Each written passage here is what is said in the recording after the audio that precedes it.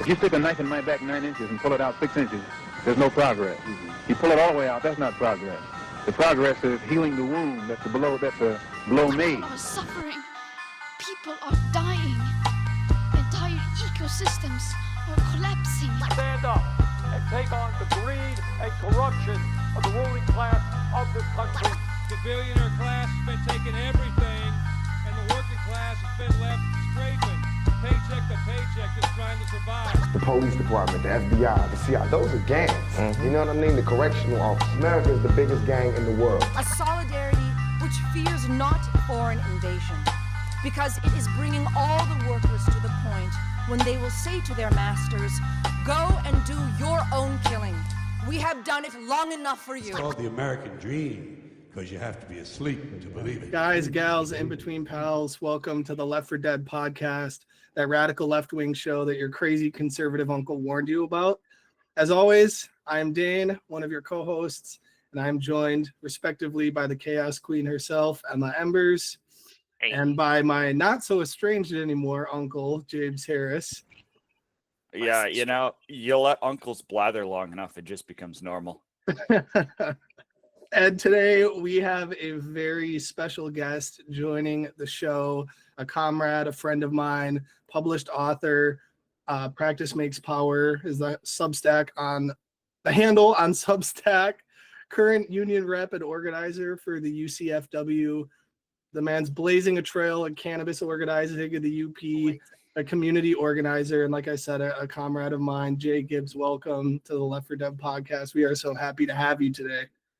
Thank you for having me, Dan. I hope I can live up to that billing throughout this, but I think really you excited to be here. So no, I yeah, appreciate the opportunity, man. Yeah, for sure. Glad You're to have running you. the fun hat club, so I had a fun hat. That's the legendary hat right there, class Oh, war hat. Yeah. Yes. That's how people find me at the events we go to. There's no war like class war. Right. It's good to have a bit of a calling card. Mine is my Kafea bandana. People at school used to know shit was going down when they'd see me wearing that. They would knew that there was something was gonna happen. I know my was got a chunk out of it recently, but I was like, it doesn't. It adds character away from the hat. Yeah, so I'm like, you know what? I'm still wearing it. Yeah, you're a veteran, so. My calling card was going to be the Bigfoot expert hat that if Dane ever actually got it for me, like he said he was going to. Oh. Hey, I'll tell you what. If we hit 100 listeners on the next episode, I will get James a Bigfoot expert hat. Well, last week we were halfway there, so I know. So don't you worry, I'll be sharing the link to this episode with all my members. Awesome. All right. Well, also, if you see me dematerializing, it's totally not because this isn't my actual room.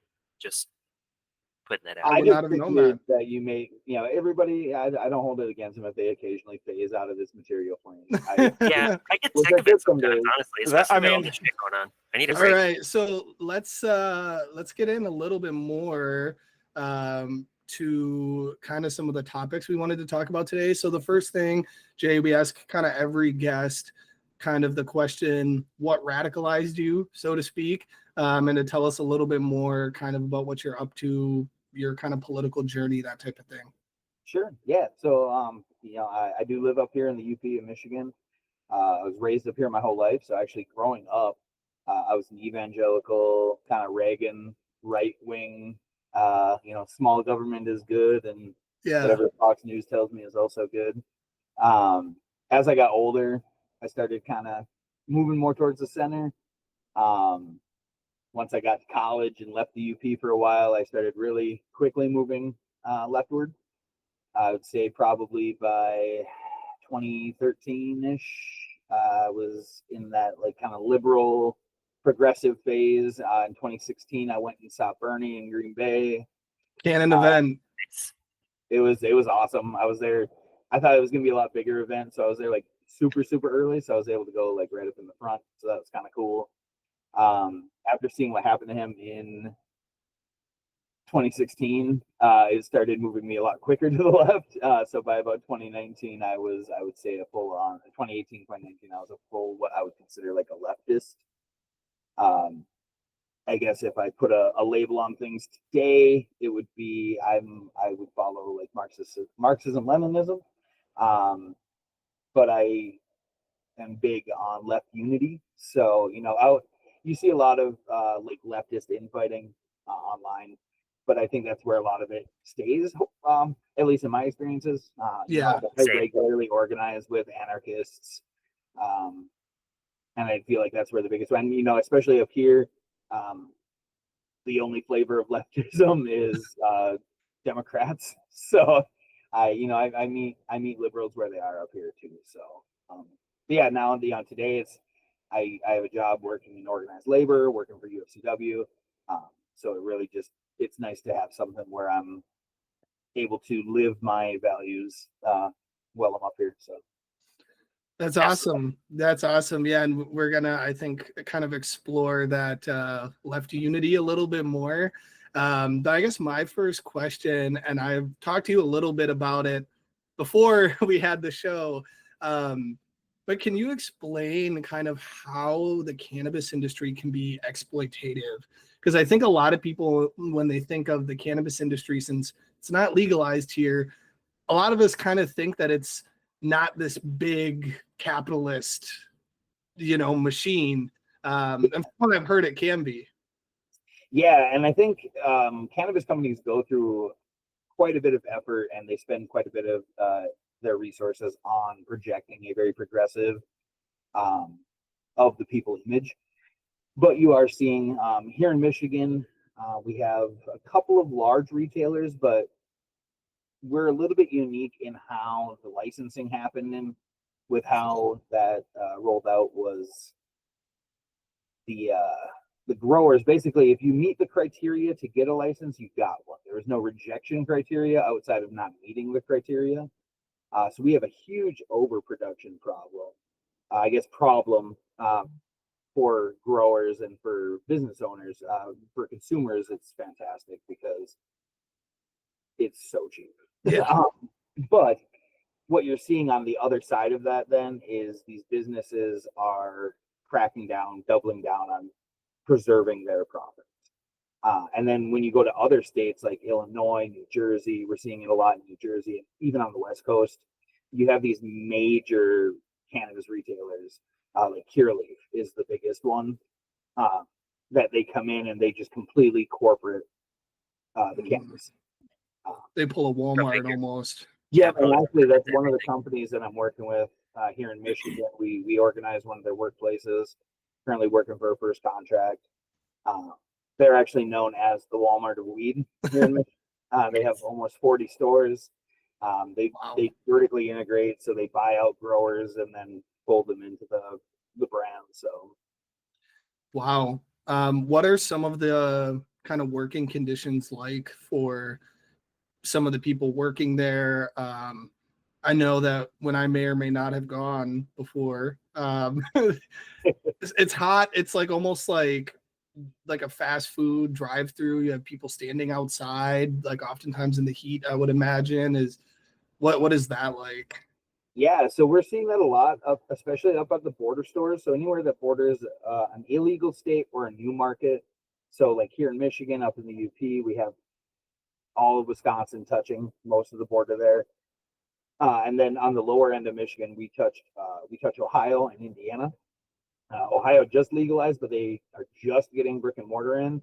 So you still see, actually, right after legalization, but before the stores start getting built, the sales actually spike again, because now all the people that were worried about getting caught with it don't have to worry about that. Right, exactly. But yeah, so you do see a lot of people, especially on your border stores like Menominee and Iron Mountain, Escanaba, things like that. You do see the people out in the heat because they want to make it as easy as possible for the consumer to get in and out. But oftentimes they do that to the detriment of the worker. Yeah. It's a lot of hours. One of the things we're fighting for right now in our contract is when it gets cold, way cold up here, which it starts coming up here in about a week. Yeah. And getting them either more protection or getting a bonus paid out when they have to work in certain conditions. Because right now it's just, hey, this is a great job. Everybody wants to work for weed. So you can put up with these bad conditions, or we'll hire somebody else. Wow. But luckily, we're seeing more and more workers standing up and saying, no, I like this job, and we're just going to make it better. Yeah. Which is good.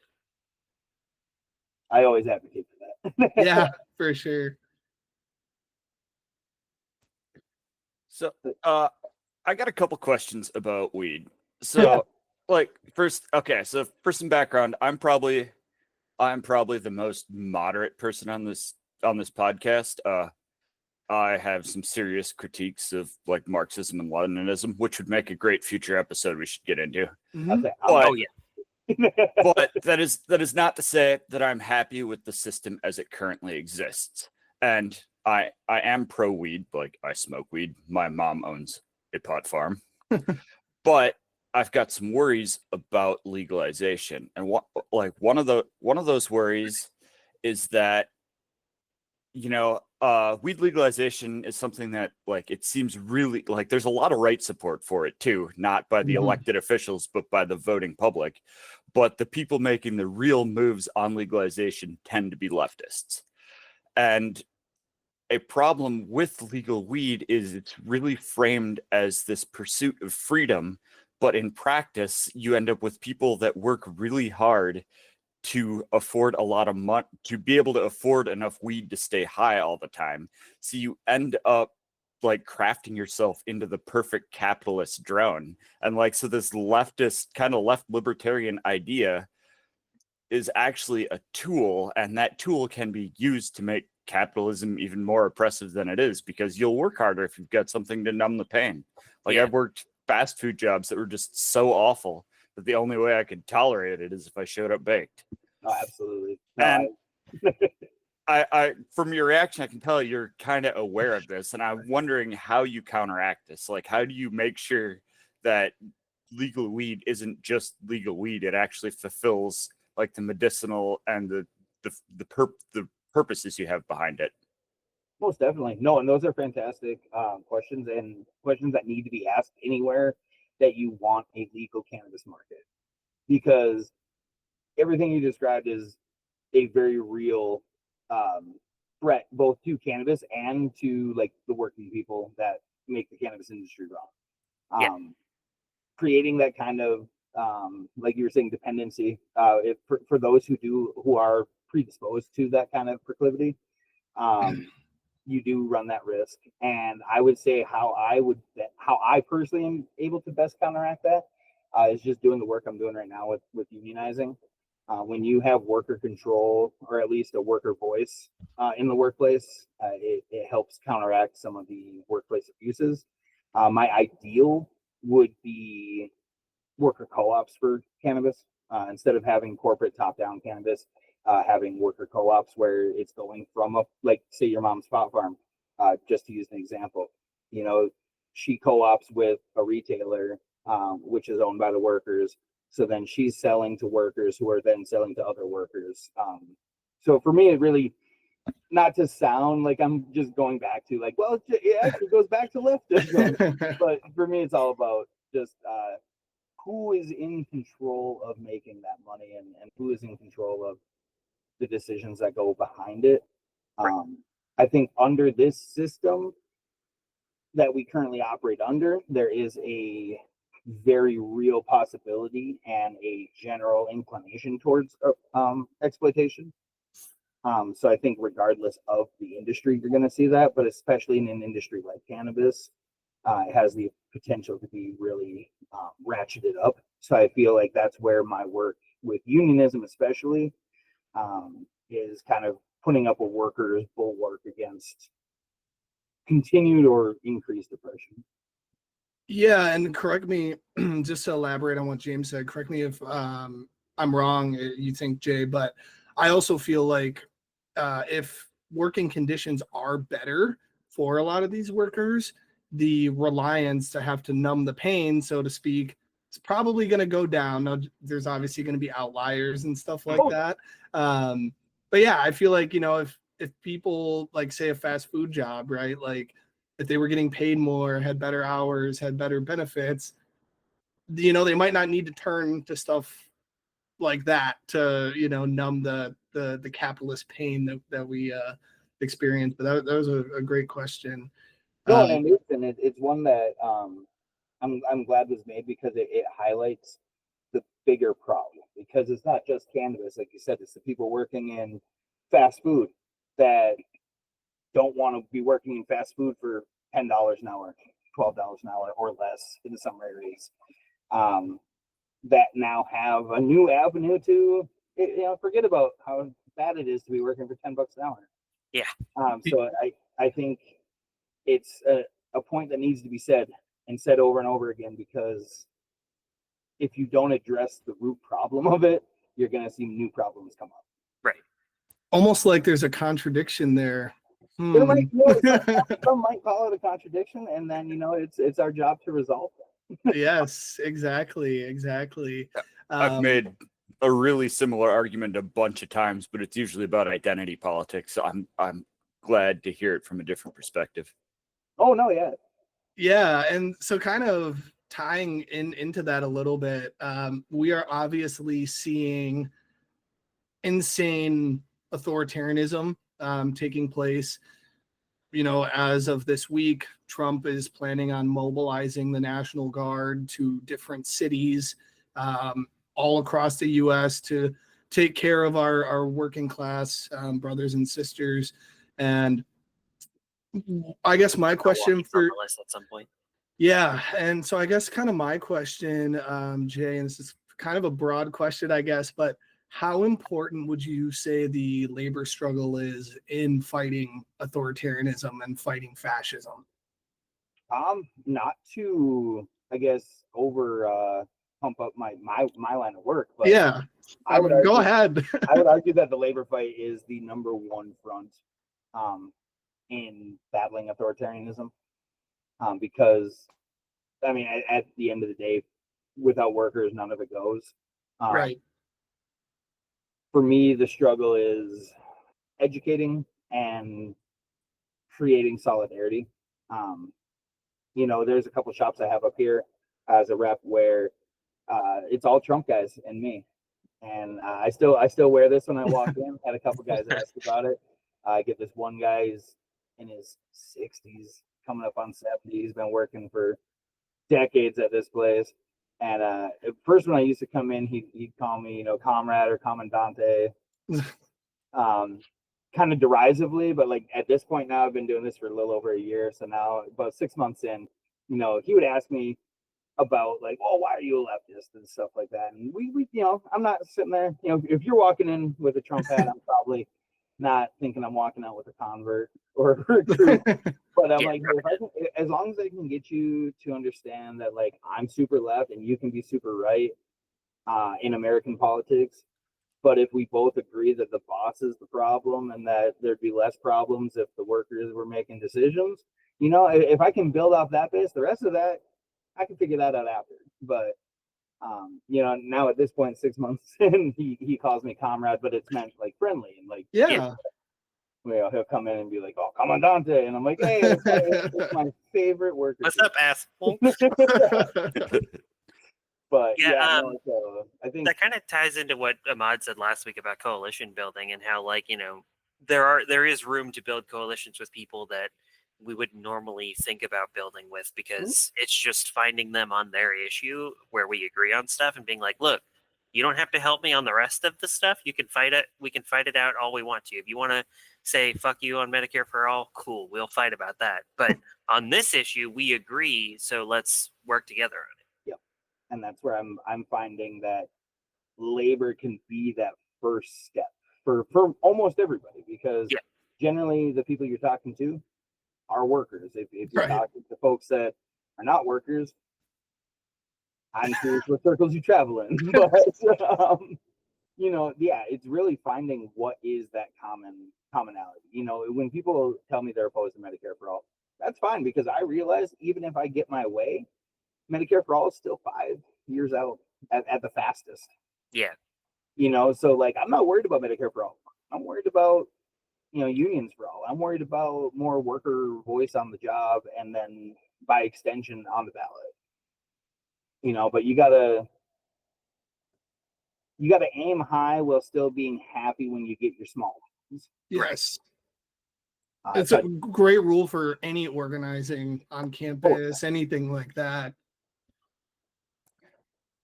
Trump deploying the National Guard all over the place is just following through on his small government campaign promises because the smallest government is a dictatorship. I was just going to say, true. Yeah, that's honestly that's not a bad point. A government of one is pretty small.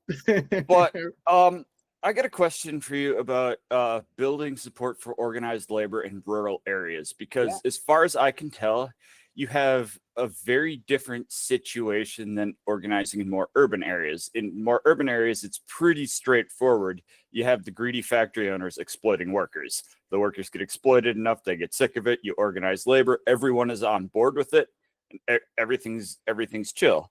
And I mean, you still get a bit of that in more rural areas with like the big corporate farms, but also in rural areas, if I'm reading this correctly, you get a lot of small mom and pop farmers that are absolutely terrified of any kind of organized labor because the mom and pop farms are just barely keeping it together as is. Like I've heard my sister says that farming is working 80 hours a week to make a loss, and they're terrified because they're already getting exploited by the system, that if you get organized labor, that's going to push their prices up. And, they're already on fine enough margins that, one bad harvest can throw them into bankruptcy. So how do you get these people on board? Because they're really the people that we need to be on board the most with organized labor. And how do you make sure that labor organizing helps them rather than makes their lives harder?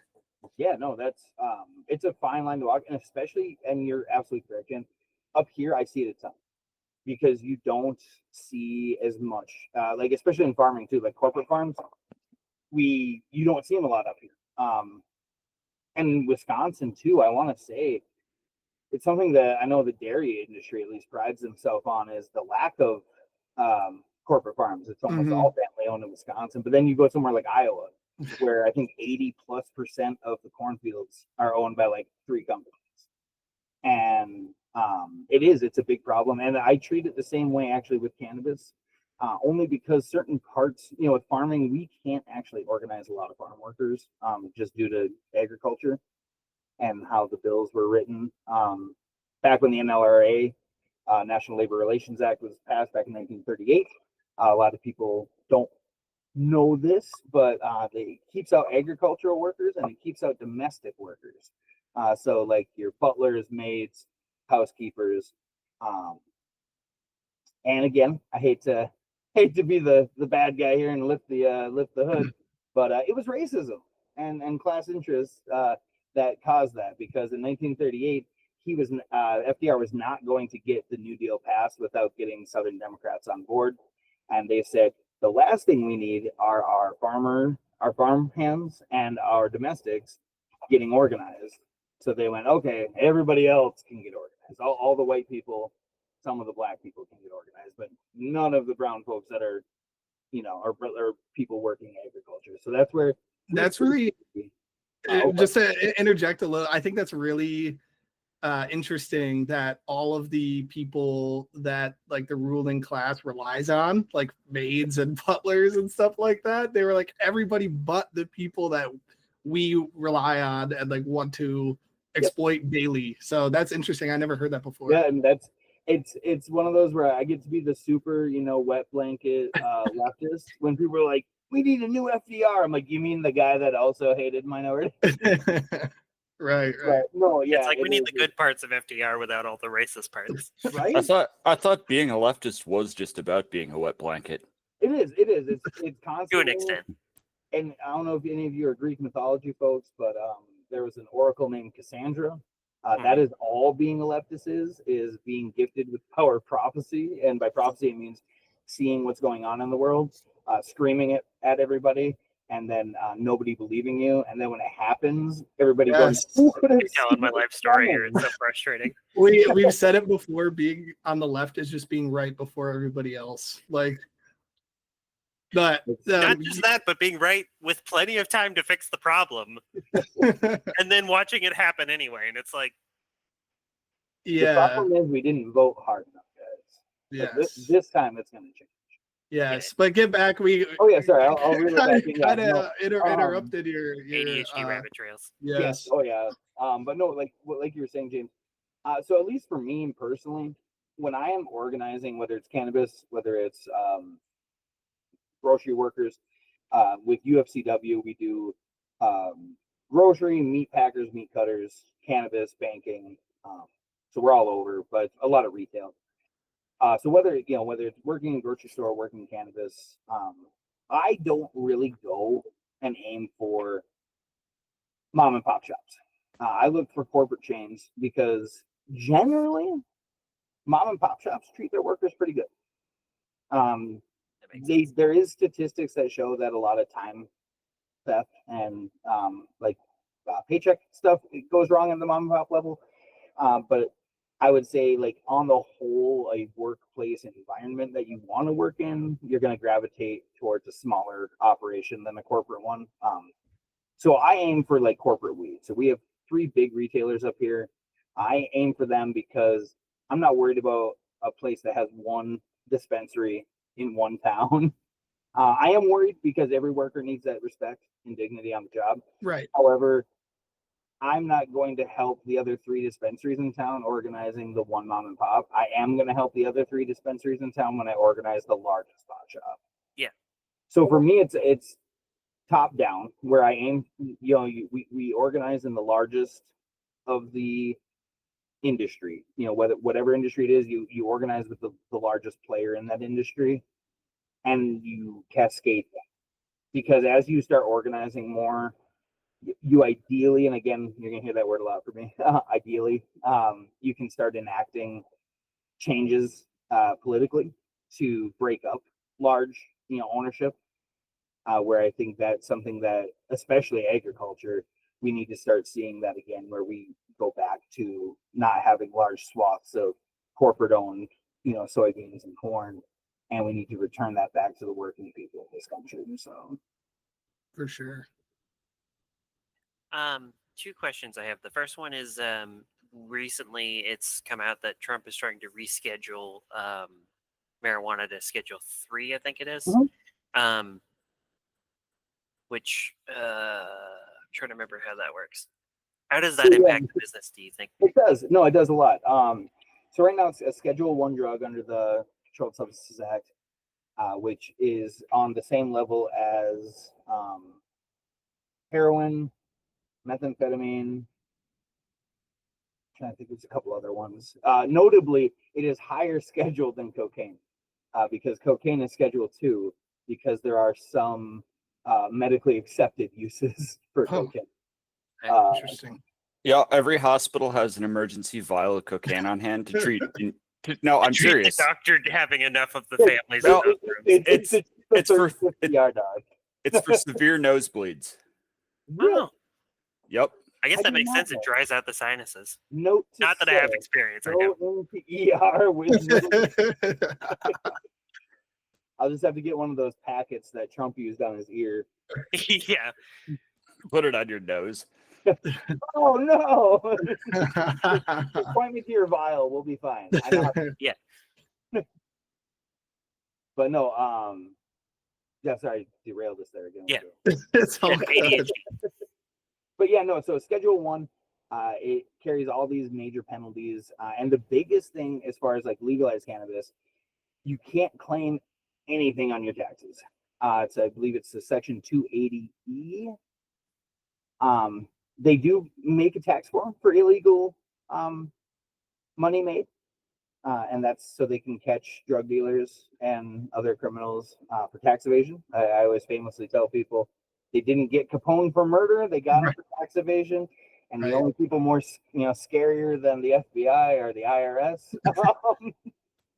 Yeah, it's actually a pretty well-known thing, is the drug dealer tax return, where you just fill in your income, but you leave the employer field blank. And lots of people do it. Yep, and then they can't get you on tax evasion. They'll probably start looking at you other reasons, but they aren't going to get you on the tax evasion. So do workers that work at pot shops have to pay taxes then? Like, do they get taxes withdrawn from their checks? Sure do, state and federal. Okay. That's weird. I mean, it's not weird. That's how our government works. Federal government loves taking tax money out of it because, but if you, a lot of the guys who are at the upper end of ownership level or just under ownership level for these major pot companies can't get a bank account places because bank accounts, when you're bringing in weed money, go, no. So a lot of the companies like Loom Cannabis up here is our largest retailer. May or may not be the one I'm working with for a contract, but yeah, they fight that a lot, and it's crazy how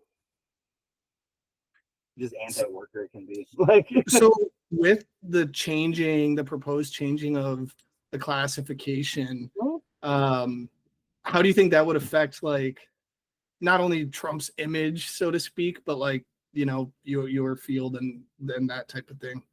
I think, unfortunately, it would bolster Trump's image. Yeah. A lot of people don't remember or are choosing not to remember that this rescheduling started under Biden.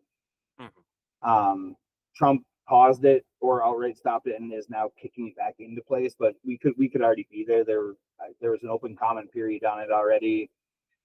It's just up to getting it rescheduled at the DEA level. Getting it rescheduled down to 3. 3 is where we have like coding, which, you know, we see in Tylenol.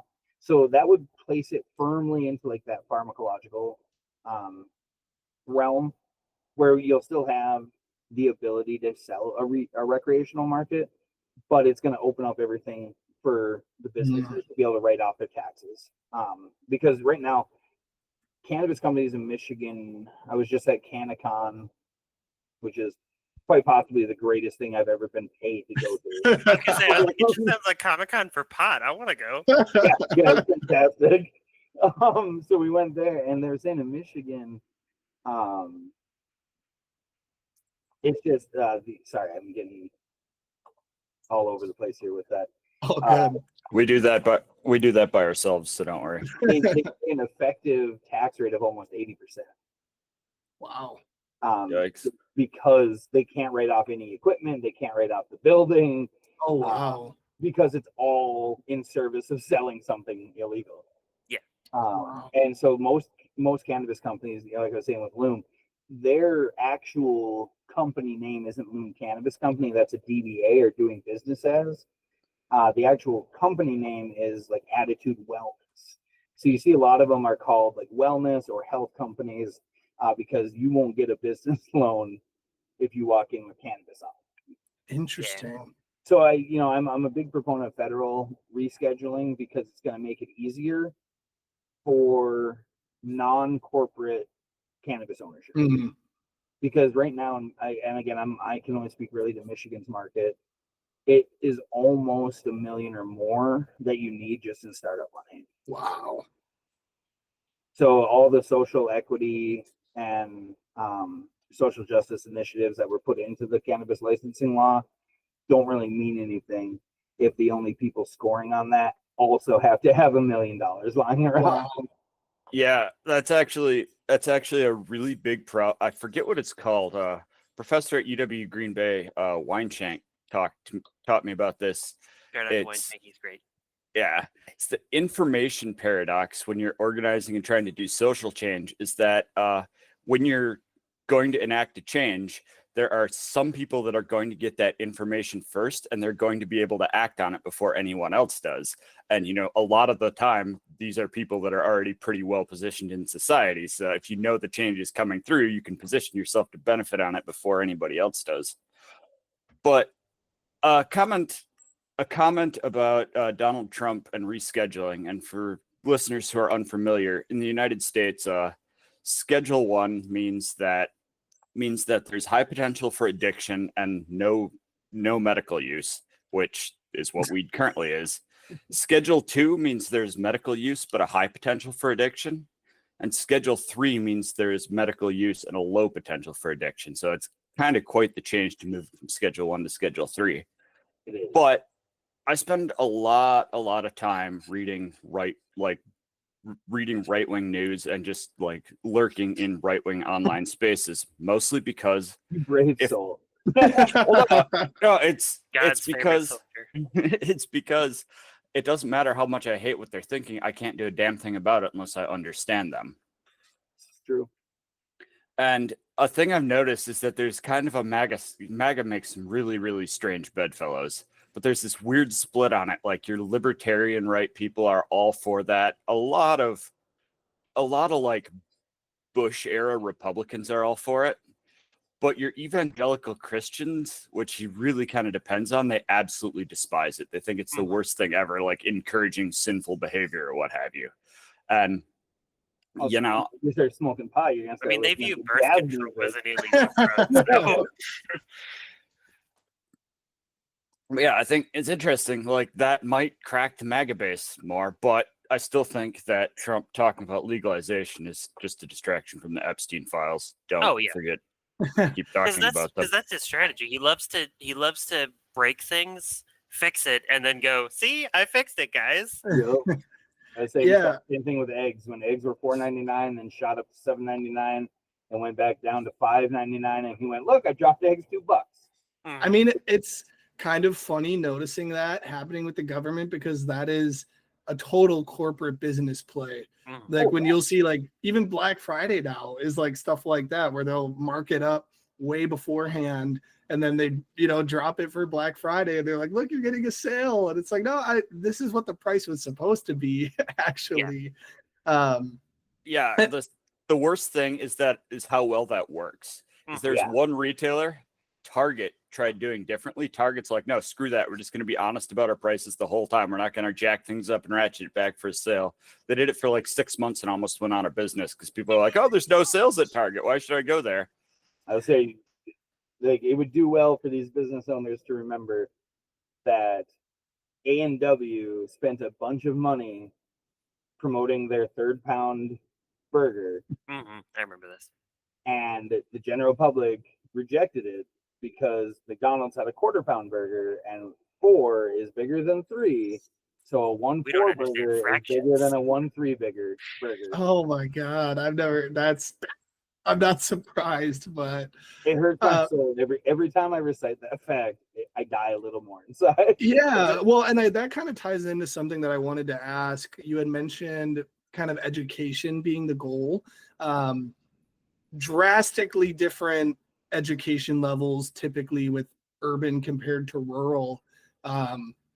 What are some like strategies to even just like building class consciousness on like why people want to unionize? Because I think that's something that we have kind of lost, at least in a lot of areas, is people don't know the benefits of unions and like even how to start them, what they are. So like, what is that like for you in a rural area?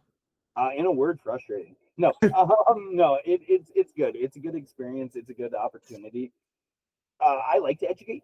I love having conversations. Because when you educate people, you also get educated because you're getting that new perspective, or maybe it's an old perspective, but their lived experience puts it through a new lens. For me, I avoid what I call buzzwords. I don't, whether it's political, I avoid socialism. Right. Even though if I explain it, people like it. It's classic. You can get a right winger. Sorry. No, you're completely right, and that's what I do with my right wing folks.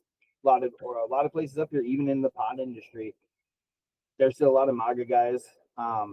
It's just a cult of personality more than it is really believing in anything. It's just they believe in the guy talking the loudest.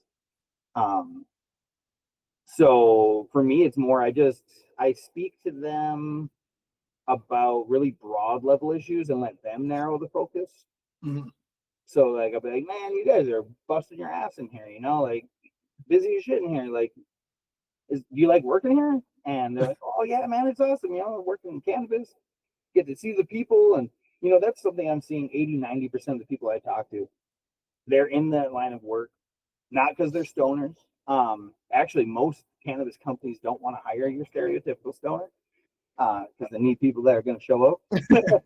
But also they need people that are educated and like knowledgeable about cannabis itself, because there's so much about it. It's not just the highest THC; it's the different benefits that can come around.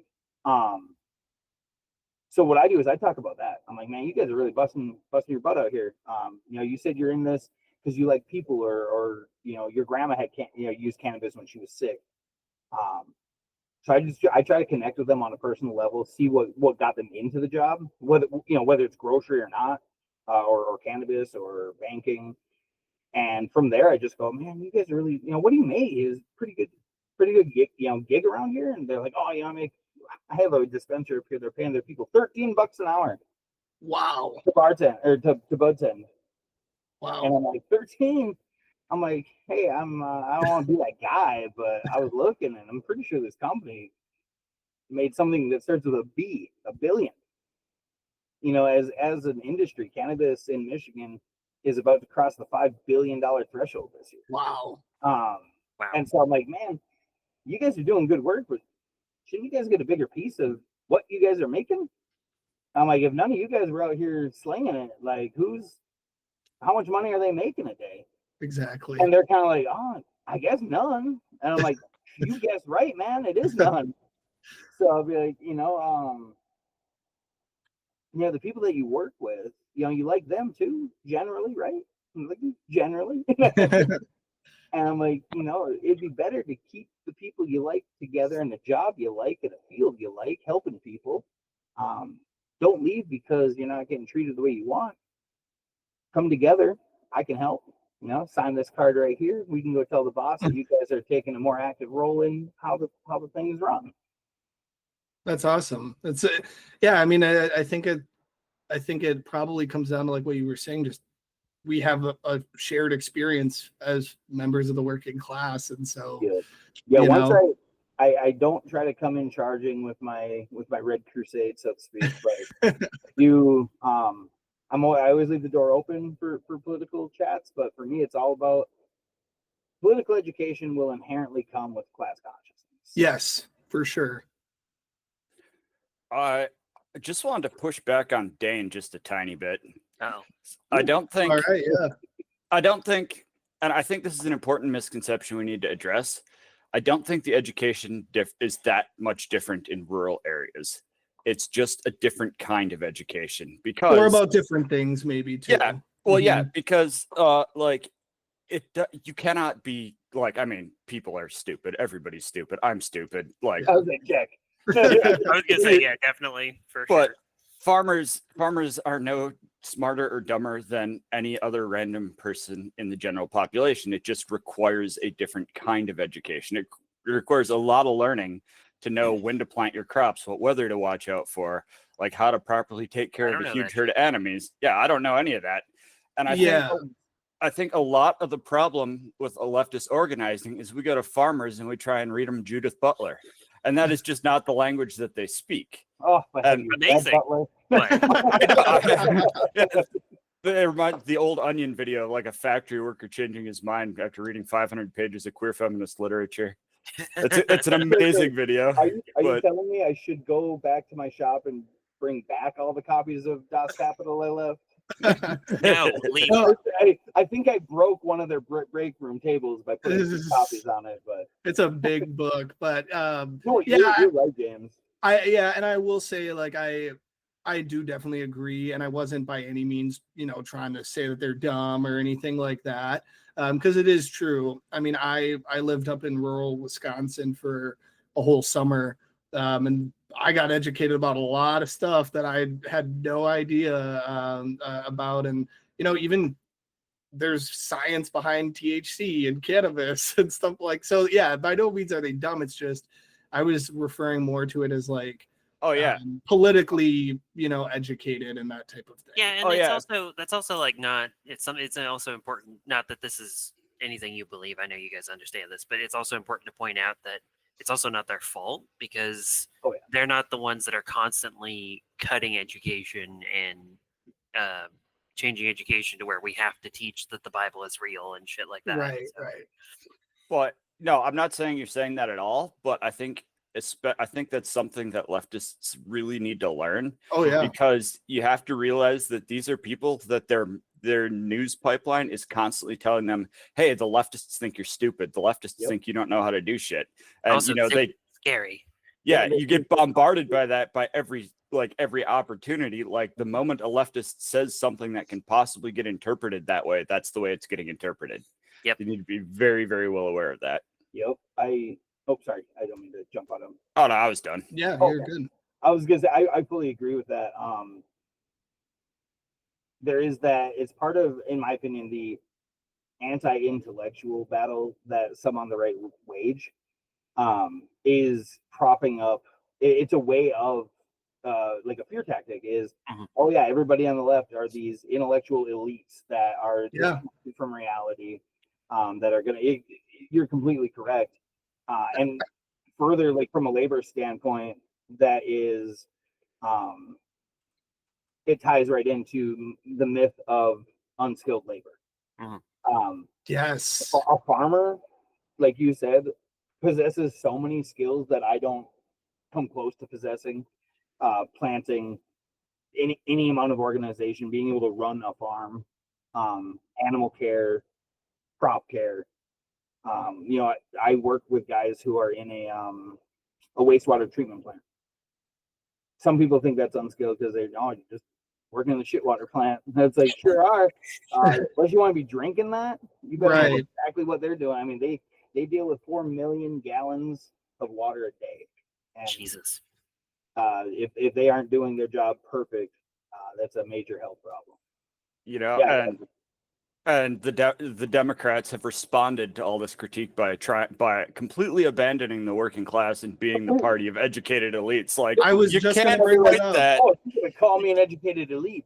Guess I'll just be an educated elite. No, just fight that perception. Don't lean into it. Yeah, I was just gonna bring that up. Sorry, Emma, but like we saw that play out in the last election. Like that, the populism does work, and like we saw that, and we saw somebody, and we've talked about it before on the show. Somebody at least acknowledging the material struggle that these workers are facing. Look what happened, right? Now they blamed it on brown people rather than class conflict and greedy capitalism, but the Democrats could at least acknowledge that the struggle is real. Yeah, and I have a bit of a rant coming. Sorry, but that's one thing that like really pisses me off about the Democrats so much is that they always they look at the polls and they go, okay, we have to move to that instead of going, we need to move the polls this way. And so like instead of saying no, immigrants and trans people aren't your enemies, it's actually the billionaire class. They say, actually, okay, I guess if they don't like immigrants and trans people, fuck trans people and fuck immigrants. Like, and they never do that. And it was the same. That's why the entire window is shifted to the right, really. But because they just consistently go, well, the right is the one that's doing the proper outreach and stuff like that and moving the polls their way. So we're just going to follow instead of moving the polls back. And they listen to the rhetoric and ignore the populism. Exactly. And so it's really frustrating because they could absolutely come out and just be. In fact, Kamala was doing that before she locked Tim Walz in a closet and started campaigning with Liz Cheney. She was actually talking about like banning price gouging and shit like that, and she was immensely popular. Like she was looking like she was about to like FDR that bitch in terms of like how badly she beat Trump. And then again, she just went, no, everything's fine actually, and also I'm not different from Joe at all. I'm just Joe Biden part 2, and it's and it's just love that reference.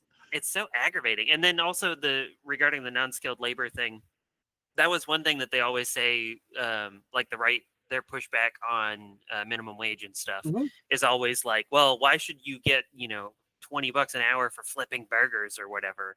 And you can like feel the derision that they have for people in the service industry. And it's just like, if you actually, like, I've been in the service industry for the last 15 years. It takes skill. Like, I'm sorry, but for somebody like me with ADHD and autism to not flip out the second somebody sees my birth name on my name tag and goes, hey, let's go, Brandon. Oh, it was hard. That was a lot. And, it also takes skill in like managing, knowing how to hit tables in a certain order when you're busy, so that way it's actually lowing and like knowing when to tell the kitchen like, hey, slow up on this, work on this side, whatever. It all takes, even at the fast food level, it all takes skill. It's just a different kind of skill, and that skill is one that, even though conservatives love to take advantage of it, especially on Sundays after church, the worst bread to have in retail, by the way, especially food service, they, like, as much as they love to patronize those businesses, they then also want to say, but it takes zero skill to do. And it's like, I don't think that's true. You're just lying. Yeah. The stupidest thing is that actually works against their own interests. So imagine you're a person that sincerely, like, I'm not even going to assume assent, sincerely from a good place believes that the best structure for society is a man working and a woman taking care of the home. To see that vision of society, you need an economy where a single worker can support a family. They don't want to think about that part, though, James. I'm just going to say, I am 110% behind a single income family. Absolutely. Well, and also it also, sorry, Dane, again. All good. It also goes into, like, just their acceptance of capitalism in general is so counterproductive to what because they always talk about woke. You know what woke is? Woke is just companies going, well, this is where the market's at, so we're just going to meet the market because we want to make our profits and maximize them. That's all that is. Let me slap rainbow stickers and everything once a year and do literally nothing else. Right. And so whenever they complain about companies doing things that are not their values, that's capitalism, bitch. Like, that's how that works. That well put. Yeah. And quick kind of comment before my question. I think that's a very interesting contradiction that I've kind of been exploring. And I recently read a book that's phenomenal. It's called Selling Social Justice. And it's about how kind of the social justice industrial complex, so to speak, and how companies can get tax breaks for making their employees read how to be anti-racist or whatever and stuff like that. And kind of walking that fine line. But I do have a question, Jay. I think, because you do a lot of community activism stuff as well. And so something that I've always been kind of curious as somebody who has never been in a union or doesn't have really any experience organizing, like on that front, do you see a lot of people that are in the unions participate in like community activist stuff or vice versa? How does that kind of work when you're also, say advocating for better rights for queer people, and then, the next day you're going to, in a small community, you're going to a place where, there might not be people that agree with that. Yeah. No, I'm really glad you asked that, actually, because it's something I wanted to talk about. I didn't know how to bring it up. Yeah. It's like the perfect question. All right. They are wildly for it. Actually, it was probably one of the biggest surprises I had up here. Interesting. Because I kind of floated out, I at one point I represented Planned Parenthood of Michigan up here in Marquette. Unfortunately, due to Title X and other funding cuts, the Planned Parenthood in Marquette did have to shut down. But I knew somewhere like that, like when I'm working with the workers there, and I'm like, hey, I'm going to be a rally down here for Palestine in Marquette. I'm going in my own capacity. Right. But, most of the time I saw people down there. Oh. And then, like, even recently, just here in Iron Mountain where I live, we have one of the largest VA hospitals, I think in the country, but definitely in the region, the Great Lakes. It's an enormous facility. And they recently, AFGE, which is the Federal Government Workers Union, VA just unilaterally terminated those contracts with the unionized workers. Wow. Judge gave them the go ahead to unilaterally cut those collective bargaining ties and expelled AFGE reps from the VA campus up here. And so myself, Democratic Party, a couple other unions were able to mobilize kind of a quick reaction to that across the street. And we had guys showing up who I saw, taking their Trump hats off, throwing them in the truck, grabbing their union stuff, throwing it on. Wow. And being like, no. And it's like, all right, it does open the conversation down the road of being like, so you realize that you voted for this to happen. Right. Or the person you voted for affected this change. But that's a big thing I've been working on, is how you frame it. Because you voted for this, you're not winning anybody over. Because that's a good point. And a lot of the times, no, they didn't. They just weren't conscious enough to realize the good stuff and the bad stuff that are inherent. They're intertwined. You can't separate them. But you do see a lot of solidarity. Interesting. The union guys will come out. Union folks will come out. And then, when I have them there, I've been at rallies where I spoke at our May Day event here.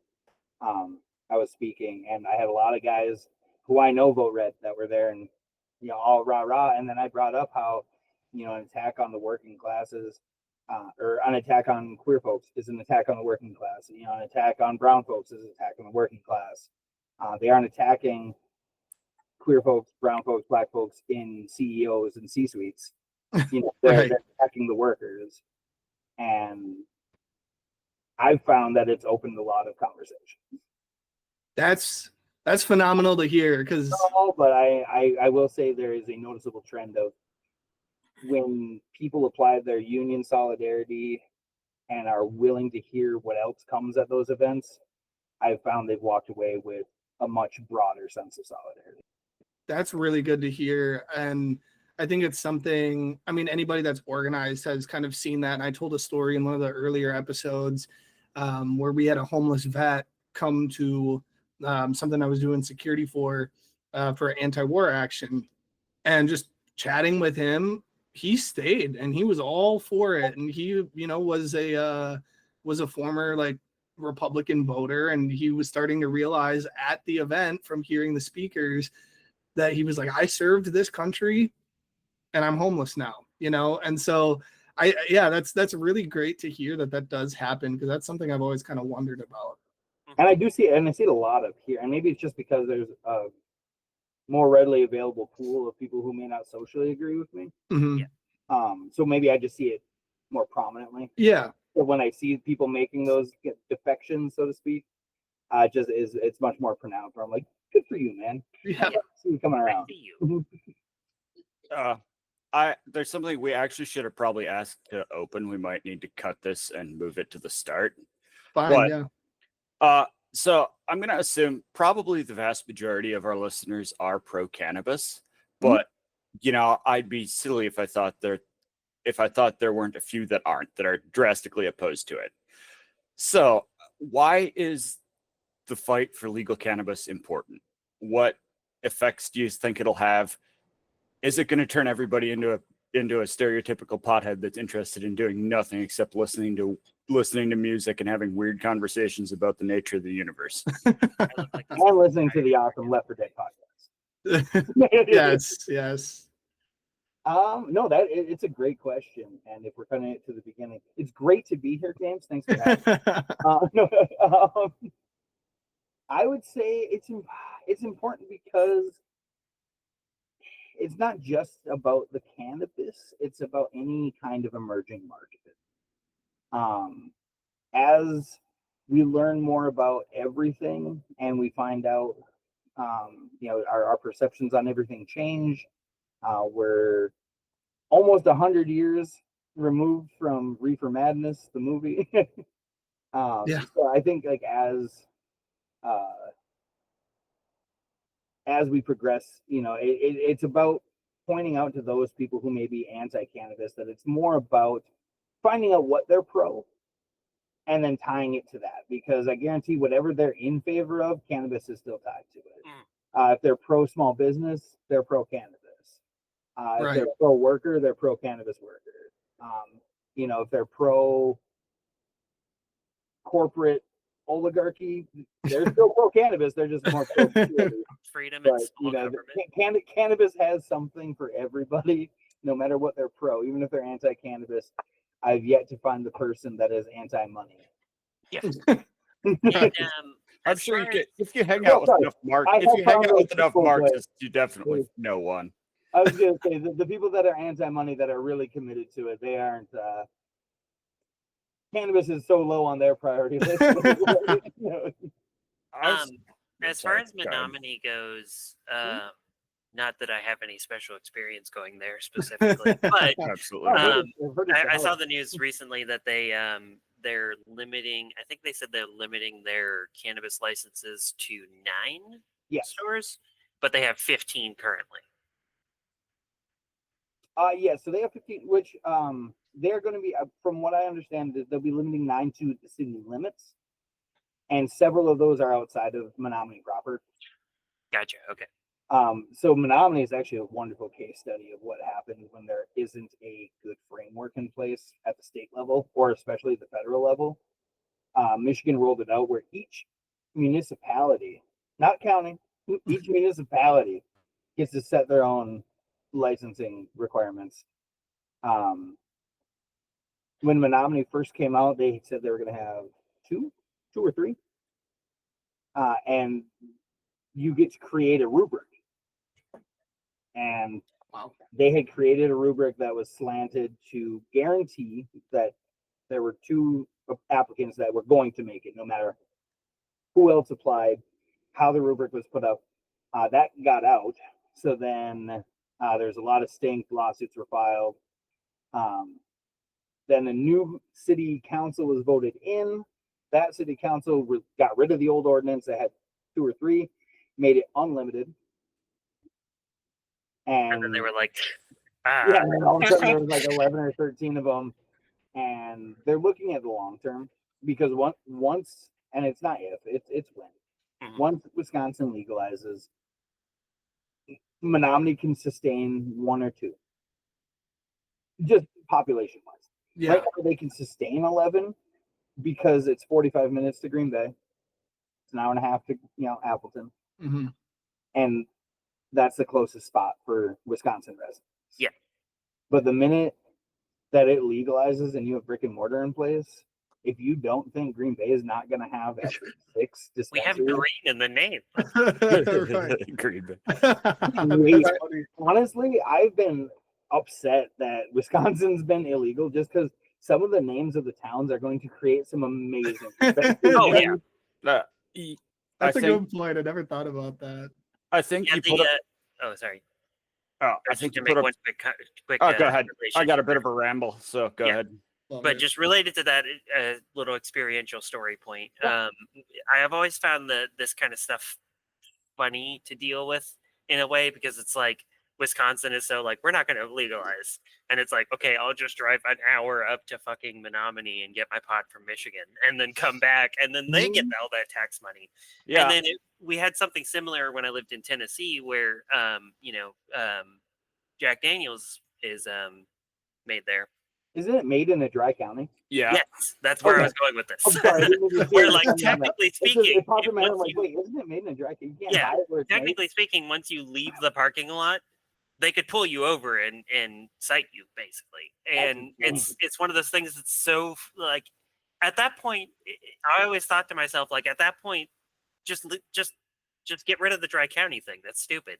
And then I moved here too, when they do cite people. Yeah. And then I moved here, and it was like, we're doing it again, but on a bigger scale. This is stupid. What are we doing? But yeah, sorry. Nobody wanted. Yeah. You put up signs on the borders that say when you buy pot from Detroit, when you buy pot from Michigan, your tax dollars go to support the Lions. We'll have legal weed here in a year. But that's kind of a reverse tangent to bring us back to what we were talking about earlier about people being opposed to legal pot. I think no matter how well crafted and reasoned your argument for like sobriety, that it's a bad thing is, you can't change the fact that people are going to do it. Like, I mean, human civilization moved from fairly easy hunter-gatherer lifestyle where you only had to work like 8 to 10 hours a week to an agricultural lifestyle with backbreaking constant labor. Simply a proper society again. Hold on. We made this shift simply because it allowed us to brew beer. Like, getting messed up is just like a fundamental part of human nature. And if nothing else, still long enough for this ferment. Yeah, exactly. It's a fundamental part of human nature, for better and for worse. And at the very least, I think you can view cannabis legalization as kind of a pushback, to shout out Emma's favorite politician, Ronald Reagan's stop and frisk policies that, unfairly impact disadvantaged people. It's, a bit of a backlash against that. 40 years too late, but, better now than never. I agree with that. Yeah, absolutely. Which is time for my obligatory fuck Ronald Reagan. I said I was going to do it every episode. I'm glad somebody else does that, because that's one of my go-tos. People around here, my family especially, knows the affinity I have for Mr. Reagan. Yes. Yeah, and I think being a labor guy. Yeah, Killer Mike's Reagan song, for reasons that I won't get into for censorship purposes, I is love one of my Killer Mike. favorite songs. So Killer Mike's Reagan's fantastic. June 5th is a holiday in this house. Damn right. I think there's just so many interesting contradictions, I think, with the cannabis industry and legalization and everything like that. And I'm so glad that we have you on to talk about that, because before I met you, like, I did not think about green capitalism, so to speak, at all, besides climate change, which is like my big thing. But, the other green capitalism. Right? Yeah, so I just think it is so interesting hearing about that. And then also, doing that in a rural, I think, area is really interesting. And I think I really kind of liked what you said about how people are at least starting to recognize that organizing, even for cannabis, is tied into other things. I think that's really kind of where class consciousness starts, I guess. And the biggest surprise for me, honestly, is I never thought cannabis would be my intersectionality 101 tool, but here we are. Whatever works. Yeah, no, I have found that it's a lot easier to have those nuanced discussions when I smoke low with the people having those conversations. Yeah, right. Lettuce helps us talk about socialism.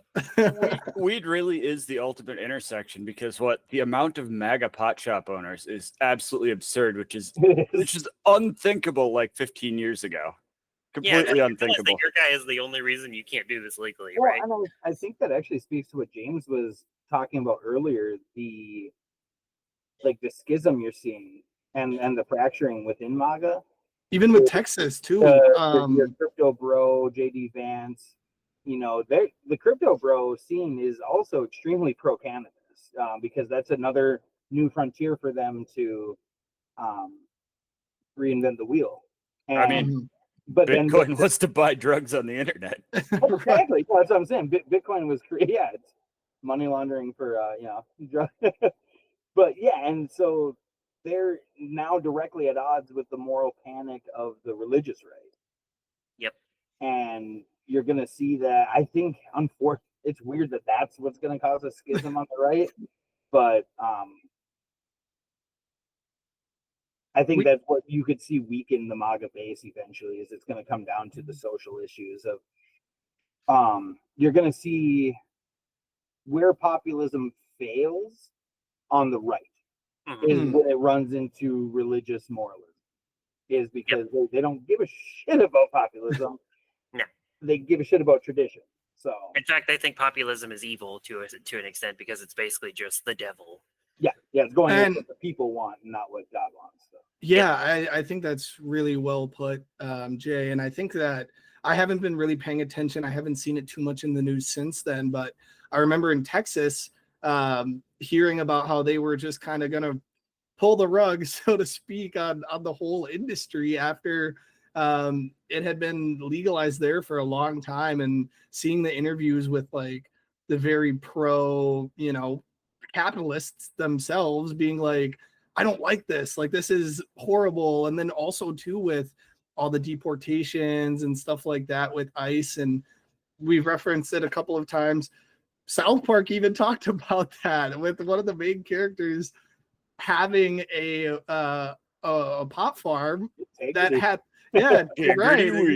right, and losing laborers and stuff like that. And I guess that's also kind of a question. Do you see a lot of like, I'm assuming rural, most of the makeup is probably, there's probably not a lot of like immigrant work and stuff like that. Or No, in cannabis, especially around, it's a lot more of just the white working poor up here. You don't see a lot of the immigrant labor up this far. You do see it, but it's in more of like the hospitality sector. And that is something too, where like if I try to organize in hospitality sometimes, and it breaks my heart because you see, once people hear me use the U word, their eyes get big and they're like, oh, yep, I don't want to talk to you. Like, I'm never going to put somebody at risk for their immigration status or anything. For sure. But it breaks my heart on a personal level when I see somebody that very much agrees with what's being said, but physically can't take those steps because before we get to the finish line, they would be the first casualty. So, unfortunately, it's a reality. No, unfortunately, it's a reality. It's a reality I don't see a lot up here, but it's one I have to remain cognizant of because my local is based out of Milwaukee, and we see a lot of migrant labor down in southeast Wisconsin, southwest Wisconsin. My union has a path to citizenship program that we sponsor folks. That's awesome. But that has been coming under attack since the recent enforcement crackdowns. But I'm always proud to rep my local. My leadership at the top is extremely progressive. We have a big notice on our local headquarters down in Greenfield, right up on the door, that bars any federal agents from coming in. Awesome. Yeah. Love to see it. I look back and, you see labor. Sorry, I'm on a tangent real quick. Oh, go on. That's why we brought you here. And like labor in Minnesota during the Black Lives Matter protests and after George Floyd, when Tim Walz and Minneapolis sent in the National Guard and sent in cops in force to try to restore order, they tried to quarter and set up at a labor hall. Wow. And the union labor hall, AFL-CIO, went, no, you're not here to bust workers' skulls on and do it from our property. And they barred them from using any labor hall in Minneapolis, St. Paul. Wow. So I thought that was a great, and it's an underreported moment of solidarity. Yeah, I think that, just a quick interjection, I think that's always been kind of an appealing thing, at least in my opinion, about labor. And recently reading The People's History of the United States, got to see it. It's amazing. Yeah, I highly recommend that book to any of our listeners. It's a bit thick, but phenomenal book. THICC thick. Right. But I think that unionizing is basically, in simple terms, just the way for the working class to flex their muscles in a sense and say no. We have. Right. And saying like, no, we're not going to work with the feds on this, like we're workers. And so I think that stories like that are just always super cool. Like it's one of those ones that need to be talked about more because the government couldn't make them. Right. People talk about our Bill of Rights, and we hear a lot about the first, the second, the fourth, the fifth. Third Amendment, I believe, is the one that allows us to not let them quarter troops. Yeah. Which should apply to law enforcement too. But so at Safe Haven, we also have the Know Your Rights thing, and we have in Spanish too. And we're definitely if somebody came in hide us in the attic, it's okay, cool. Don't mind the ghost up there, but cool. Yeah, right. And that's just a quick thing too for all of our listeners, if you're not already aware. Do not talk to ICE if they come to your door. No. Don't talk to cops unless you're if you're police liaison or something like that. And if you're in different story. If you're in a union, call your reps. Yeah.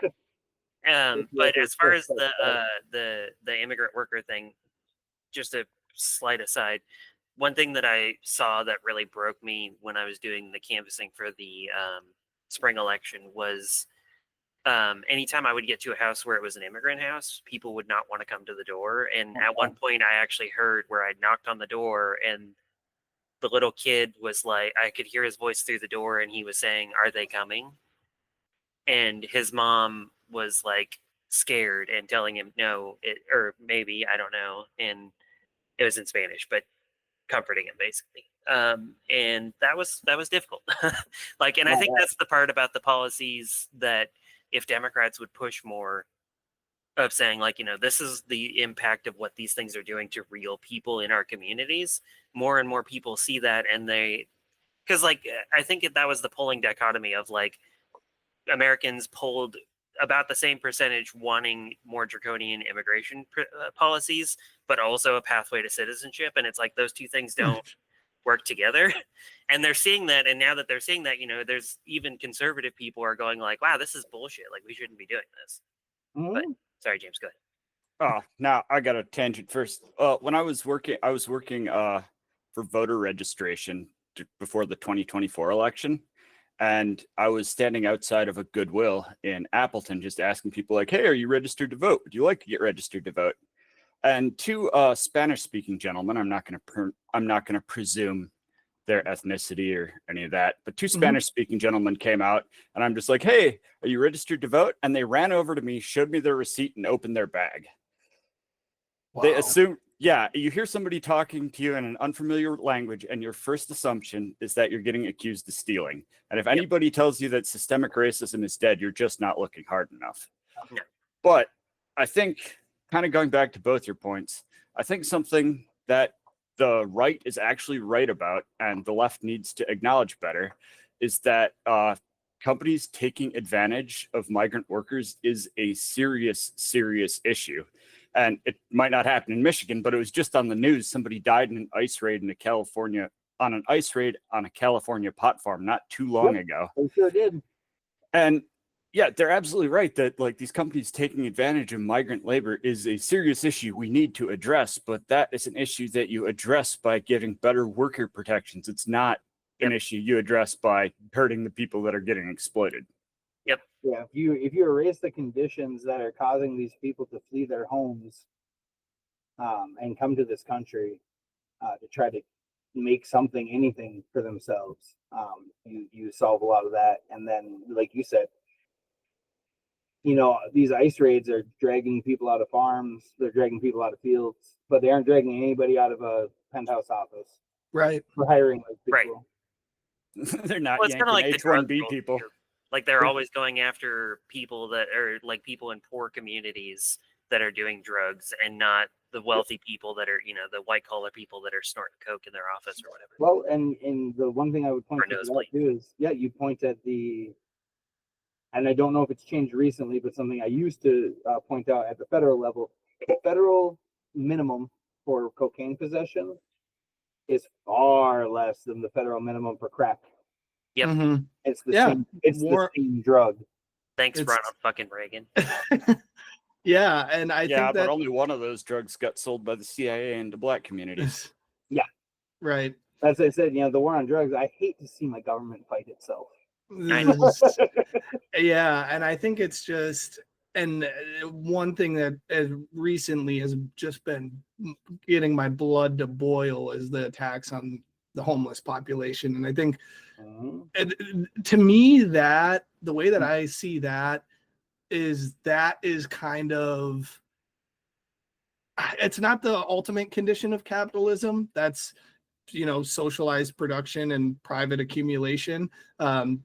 But that, like, what we are seeing now with the attacks on the homeless, in my opinion, is like capitalism at its peak in a sense, because you're attacking literally like the people that have nothing. When you have, people with 4 mega yachts and stuff like that. And I think that's, it plays really into that class contradiction, and seeing that all the work you're doing, fighting that is great.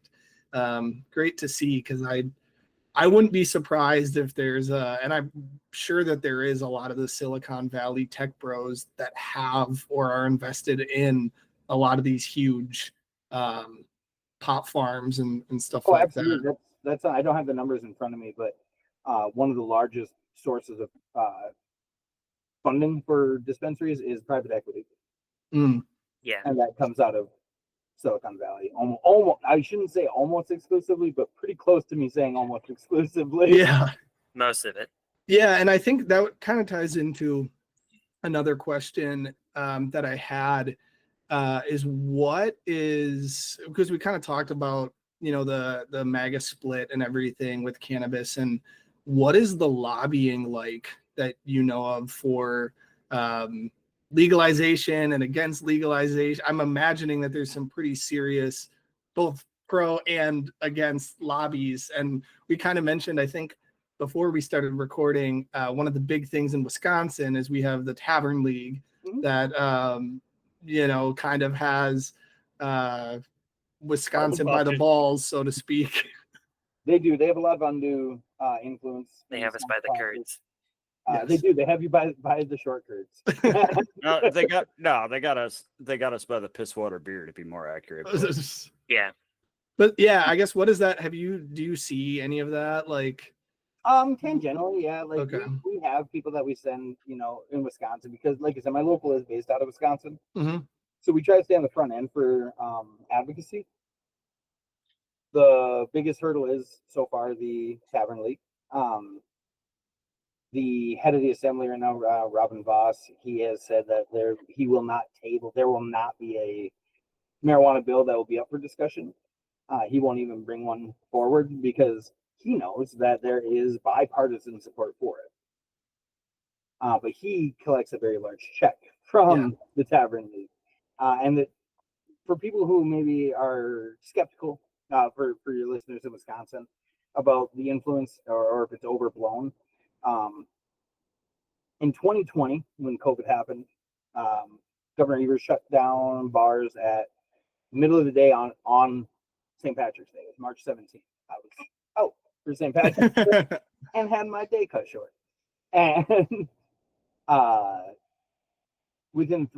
before Memorial Day, we had drive-through liquor available in Wisconsin. I remember in Minnesota, alcohol stores got exempted from the COVID shutdown, and the argument was that alcohol withdrawal can kill you. So we had drive-through daiquiri shops in Louisiana, and for COVID, they just started leaving they put the straw in the thing, but leave like the top part of it on there. Yep. And they're like, that's how this isn't an open container. Yeah, it's not open if the paper is on there, that, you know, the paper you can take off, sip, and put back on. Yeah, that magic paper is the thing that makes us legal. And I think that kind of further ties in. We talked about unskilled labor, and I think that with COVID, we saw kind of that contradiction play out a lot with the essential workers and stuff like that. It's, you know, like you're gonna tell a single mom that she's not essential, you know, like that was I think, and that I rightfully so, like pissed off a lot of working class people. Because put out a thing after they started using that. The Teamsters started a nationwide campaign that said that their drivers were essential before COVID. I like that. I love that. Where I was like, hell yeah, man, it is, and I have my own. All work is essential at all times. 200%. We seem to have forgotten it real quick though. Yeah, and I guess I do get more of those at the bottom to withhold that labor for any amount of time. It can remind folks, I hope.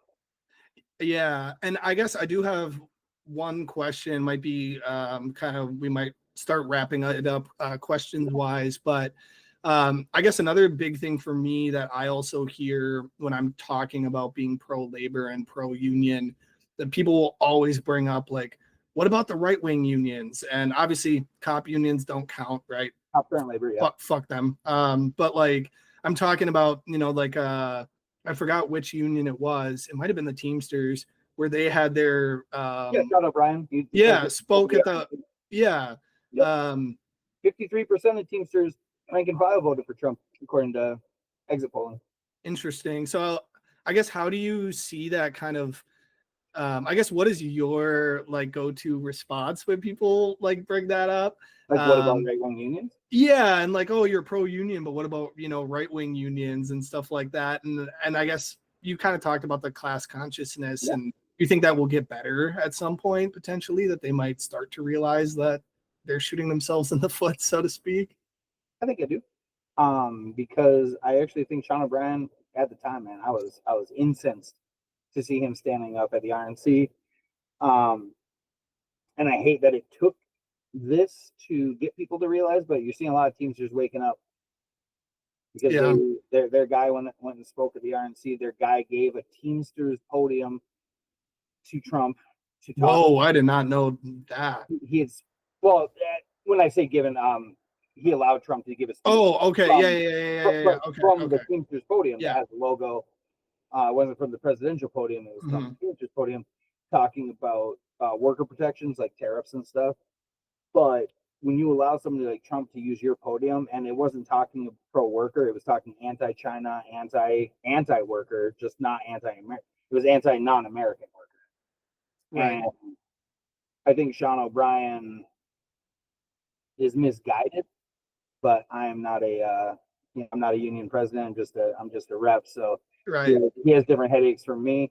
But I think his rank and file are starting to see the parity between what they voted for and what they're getting for their vote.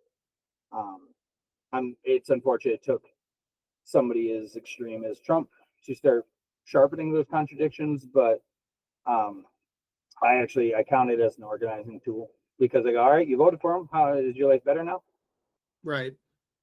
Help them realize the contradiction that happened. Right. Yeah, this has been phenomenal conversation. I learned a lot personally. I mean, I learn a lot every time we're together. I remember driving down to the RNC. That was a blast. But very hot. I still have some of our photos where, you know, I always want to use them for like a profile picture, but I look like I'm melting. So I always have to use my DNC stuff because I'm like, it was a much more temperate day. Yeah. I want to say thank you to all of you guys, Dane, Emma, and James. Thank you guys for having me on. I've been, when I first found out about the podcast, I started listening. I was all caught up coming into this episode, so awesome. It's exciting to finally get to you guys. So I really sure. Yeah, it's a pleasure to have you. I guess, do you have any last sort of call to action, or for people who are curious about unionizing their workplace or aren't familiar with the process? Anything you could kind of plug or something, so to speak, to wrap it up? Yeah, my biggest call to action that I would say for listeners is just have conversations with your coworkers. It's as simple as that, just asking what they want to see be better. It doesn't even have to be hey, let's unionize. If you don't want to start at, step one doesn't have to be let's form a union. Step one can just be, hey, what do you like about this job? What do you not like? Right. And if enough people are saying the same things for what they don't like, then you're going to find out that you have the power to hopefully change that. Yeah. Right on. Very, very good. And we'll make sure we include the link to your awesome Substack. In my weekly posting there. I was pretty busy over the summer, but now I'm trying to get back to weekly posting. Yeah, it's awesome. Practice makes power. We'll have the link below. I like to always say, get active, get wise, get organized, to kind of wrap the show up. I know James said he had something to say and wrap up. Yeah. First of all, thank you, Jay, for coming on this. I feel like we could probably go for quite a few more hours, but no doubt, I'd love to spend the day chatting. Part 2 will have to come soon for sure. Some of us are getting called to go participate in capitalism, but yes, get organized. You, yes, specifically you, whoever it is that's listening, you have the power to organize and unionize. Like you don't need to be anybody special. You don't need any special kind of education. There are kits, like you can Google it. Maybe we could put some links in, but you can Google it. And when you organize enough, you win. Like, get a part-time job at Walmart and start unionizing. Like, I know Walmart has a tendency to like close down stores that start unionizing, and that will be disruptive. But on the big scale, that's a win. Like, you shut down Walmart, like that leaves a lot more space for local communities that'll keep the money in the community. That allows, yeah, it allows the workers to find jobs that aren't like so explicitly exploitative. Like, and you do that enough times, Walmart's going to fundamentally have to change how they do business. Like, you can do it. Yep. Take that step. Close every store. You don't need. Absolutely. Yeah, we like to talk like about these really big picture things on this show a lot, but it starts locally. Like, you get people to just organize, unionize Walmarts, your Targets, your whatever big industry, or even the smaller ones. Like, do it in your community. It'll have a ripple effect. You'll make an actual, real, tangible difference. And you have a lot more support than you think. Yes, and a lot more of a voice and a lot more power. And remember, as we're going forward to fuck ICE and free Palestine. Fuck ICE, free Palestine. Fuck ICE, free Palestine.